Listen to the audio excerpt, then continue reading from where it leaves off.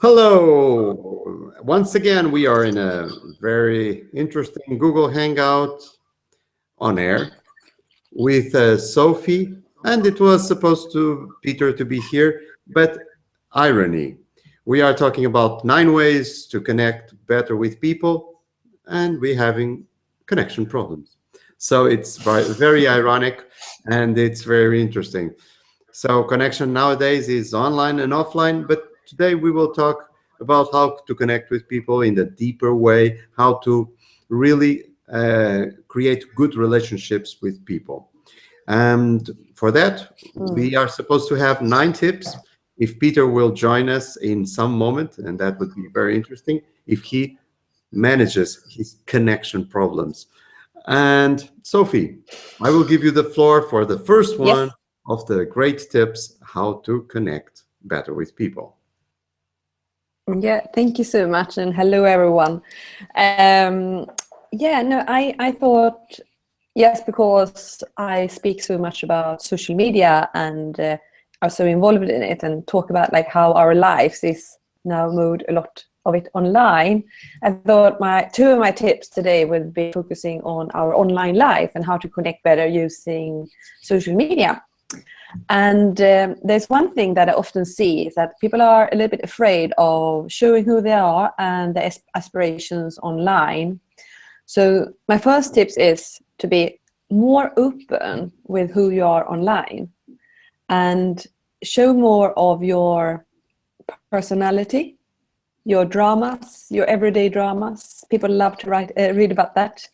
And you have both potential friends and potential business partners who are online, and I can share like some examples of me, like when I'm using social media and Facebook.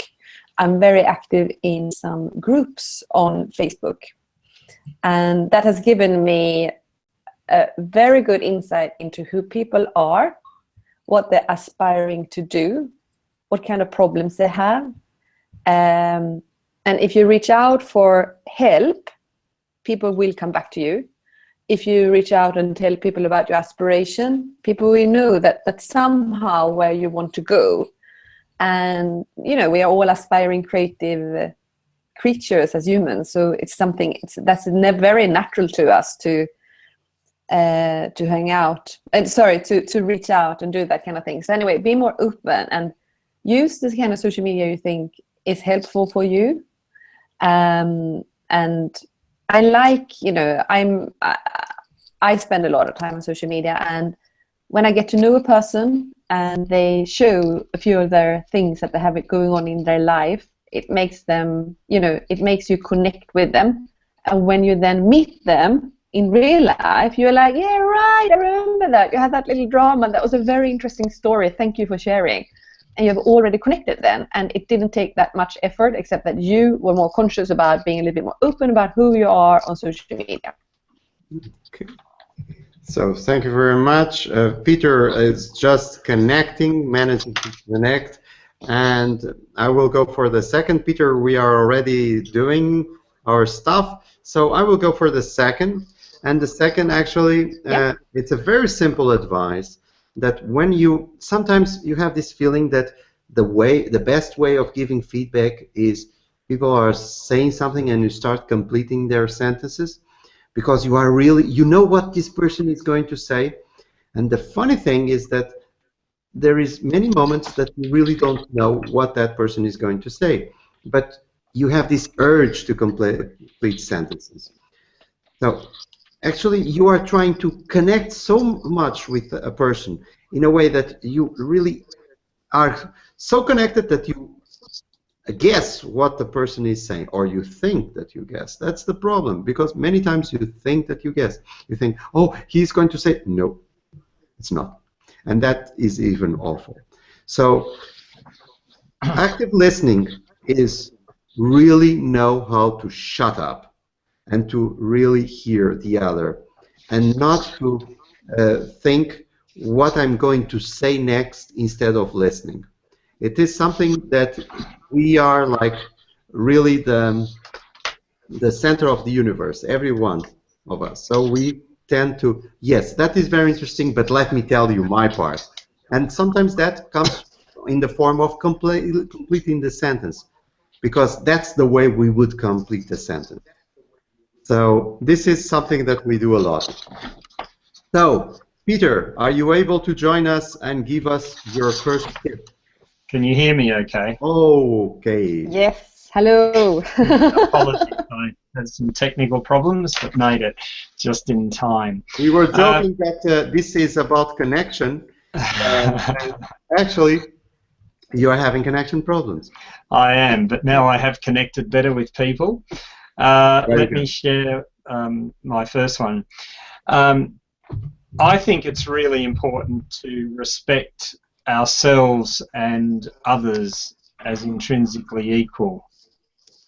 So, of course, we all are unique and we all have differences, and differences should be interesting to us, but I think it's really important to have a sense of an underlying intrinsic equality of us as human beings.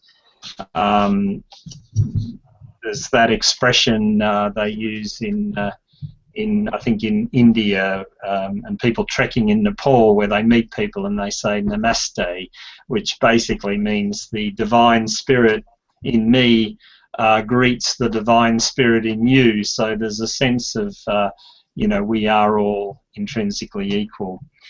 I think where we have a lot of problems is when we either think we're better than people somehow, or we think they are better than us, because as soon as we do that, then it makes it more difficult to actually feel a sense of connection.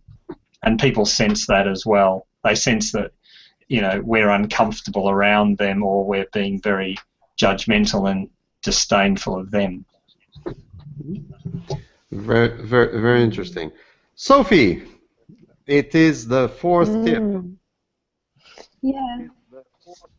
Yeah, no, I'm building on what Peter just said, and I want us, one tip to be certain that people are going to open up and connect with you is to avoiding too judgmental.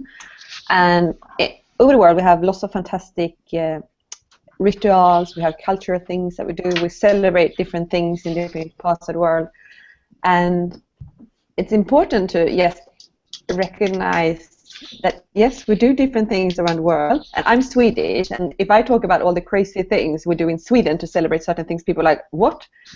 And a few weeks ago I was at a dinner with a few friends, and it was like combined business and friendship dinner, and I was talking about a few things I've done, and there was one person who sat like this. What? What? And if you really want to disconnect from someone, do that.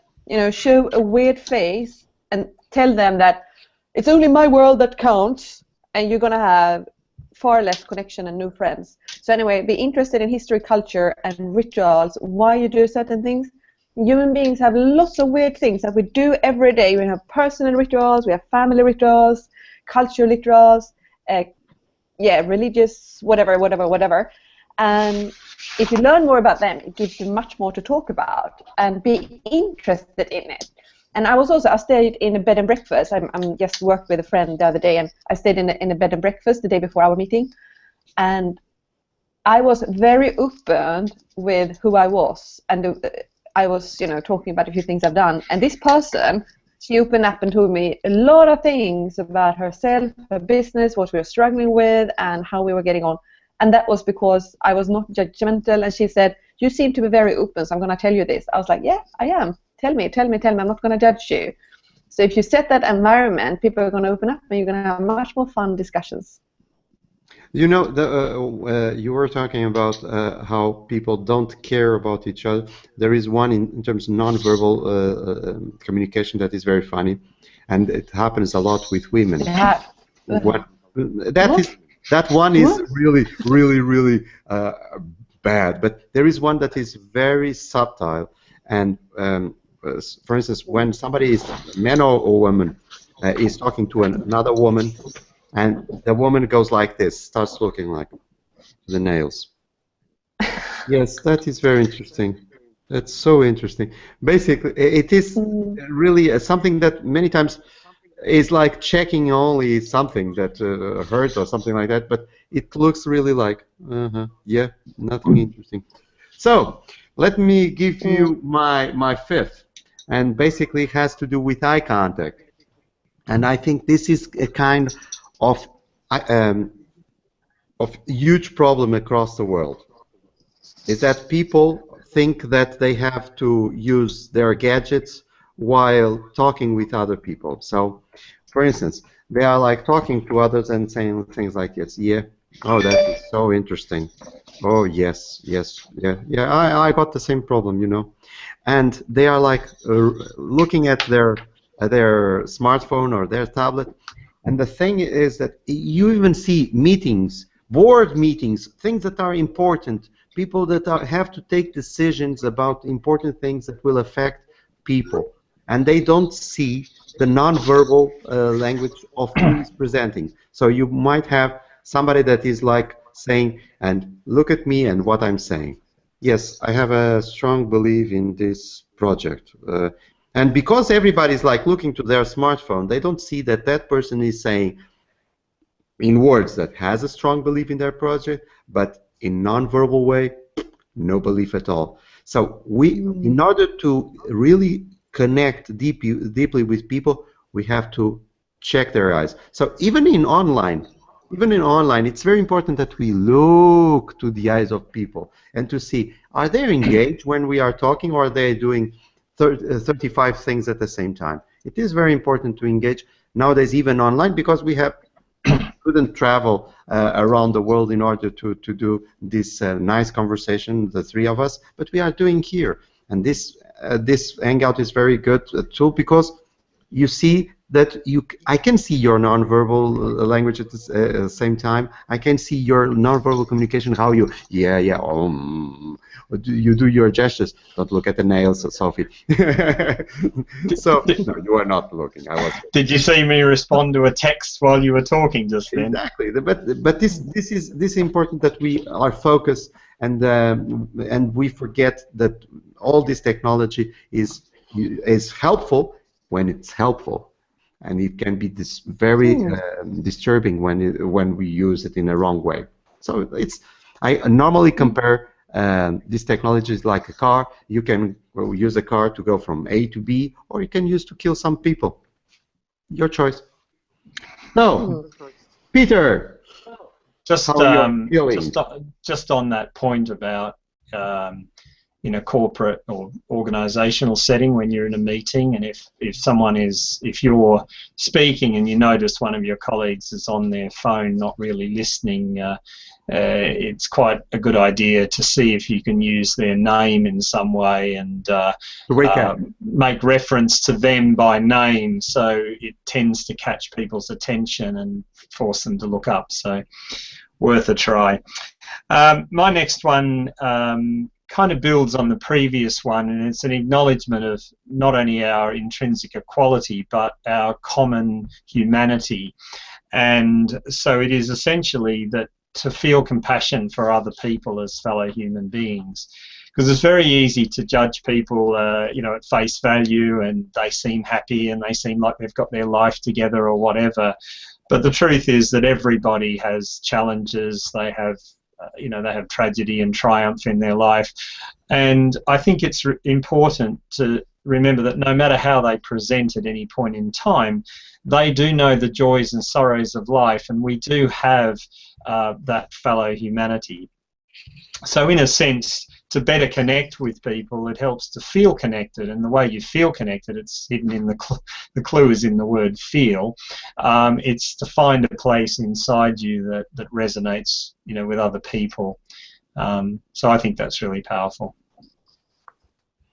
Okay, thank you very much, Peter. And last tip from Sophie. Yeah, no, I'm going back to how we connect with people online now, and this is for sort of recruitment and how you make partners and start projects together. And I've done that a few times when I've been searching for help for certain projects, and people come back to you, and people who are just writing, "Hi Sophie, I would be very interested in getting to know more about this and work with you." and they don't write anything else. It's really hard to connect with them. But people who I really connect with, when they email me, they say, "Hi, Sophie, this sounds like a very interesting thing to do. I'm very interested in being part of this working group, whatever it is. And I have some relevant blog posts that you may want to read." And maybe they share their blog, a certain blog post, an article, their Twitter. And lots of my work has to do with the digital world. And if you don't have a Twitter account, it's almost like you don't have an identity. And it really annoys me when I have to take someone's name, put it online, and I have to Google them, and they might have a name which is very common, and you get like lots of stuff. You're like, okay, and how am I supposed to filter these things to see who you are and your expertise? And by just glancing at a person's Twitter account, you can see if they're interested experts and what they did last, and if they've been to any conferences. It's there, you know. It's amazing to take a picture of a conference where you put it on Twitter, hashtag it, and then someone might come in and have a look at that. Anyway, when you write and communicate with someone online, it's good to have like links to link to you, who you are, and what you stand for and what you're interested in, because it makes the process much easier. It's really hard when someone just tells you a story without any proof, because you need social proof when you're going to judge if someone is what do you say? So anyway, this is for collaboration, recruitment, and anything. You know, be precise with your social media and show it clearly, and like show off your expertise in that area. Make it easy for the other person to review it. Don't make it difficult. There is a book about how to make websites easier to use. From the point of view of the visitors of websites, and the title is "Don't Make Me Think." And basically, is what you are saying is like, don't make me think in order to get to you, to get to your story. So be careful with your digital footprint. So I will give my last one, and then I will pass the floor to Peter, and it goes a little to the area that Peter was saying. Don't judge the book by the cover. But I'm saying this, but at the same time, I have to acknowledge one thing. We all judge the book by the cover. Yeah. There is no possibility of not doing that. What I'm saying is, you should acknowledge that, because some people think, no, I never judge people by the cover, but actually everybody does, because it's embedded in our DNA. It's like our code, because for millions and millions of years we had few seconds to identify if the human that was coming to us was friendly or was an enemy. A wrong decision could mean our death. So we are judgmental, yes. But we have to acknowledge that we are, and having that as our basis of thought, we have to understand that we might be wrong many times. So from that, you have to first realize it's like being an alcoholic. You have to first realize that you are, and then you can deal with the stuff. So basically, we have to understand that and consciously think, okay, let me hear, let me understand a little bit more. And hearing, it's not only the words, basically, again, the nonverbal, because we might, there are, for instance, things that we think, for instance, I was very fat some years ago, and everybody would say, oh, you are so funny, because if you think about this, comedy actors, normally you find a lot of fat actors there, and you don't find them in drama. So it's like, okay, if you are fat, you have a sense of humor. Interesting thing, I got thinner, and some people say, oh no, you are more serious. Well, I don't feel that. Maybe I am, but I don't feel that. But in the back of my mind is this idea, maybe when I was fat, I look more funnier, you know, it's just all fluffy and things like this. And now I look like a serious guy, you know. So maybe I go deeper on things. I don't joke so much. But So we I judge. guess I think you can say that with people who make some kind of change to their body, that it influenced their personality quite Yes, a lot. but did that influence my humor? I really don't know. Maybe. Maybe now I'm more serious. So Peter, it is your honor to give us the 9th tip. And by the way, we have some people watching us, and if they want, after Peter making his 9th tip, making some question to us, we will be delighted to answer. So your one led nicely onto mine, which is to smile, be light-hearted, and find humour as a means to connect. I don't know if anyone's ever tried laughter yoga or even heard of laughter yoga, but I've been to a few sessions, and I would have to agree. Smiling. Sorry? You came smiling because you are smiling. And I would have to agree that it's about the most fun you could have with your clothes on.